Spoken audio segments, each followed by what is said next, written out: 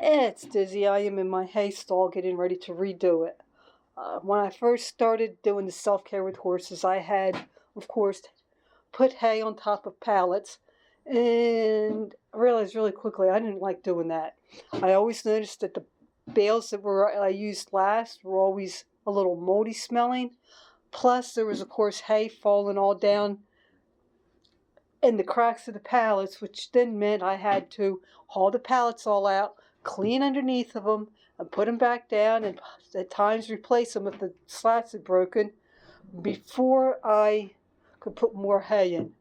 So I decided that I was going to make a better floor for it.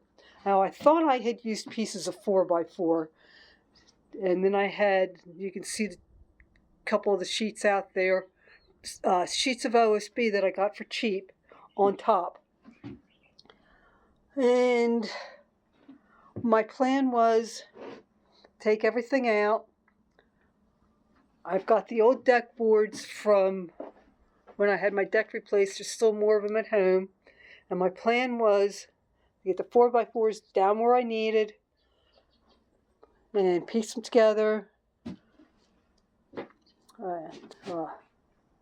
Put the deck boards on top and then put the OSB on top of that. Because you don't want the hay on top of the pressure treated wood, because any chemicals that they've used in the wood can then leach into the hay.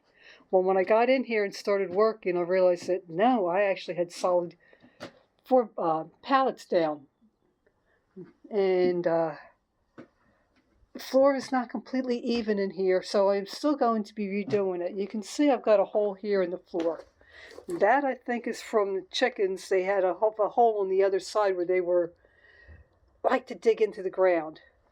There's another hole over here, which I think is from a groundhog trying to dig in. And then you get over here, back in this corner, and this is really sloping down. It was never completely even to begin with, but it's gotten worse. I think a groundhog might have gotten in at the back as well. So I am going to be going ahead.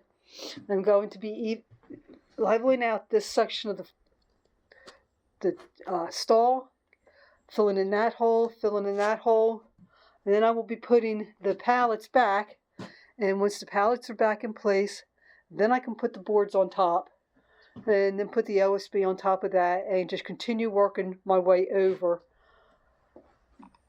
I have enough hay for now. This is the hay that I have left. This will give me at least enough for a couple of weeks. I have a text sent to my hay guy to let him know that I need hay, and hopefully I'll have this all done by the time I need the hay. But this is where I am, my plans, and once it's all done, I will post another video and let you see it.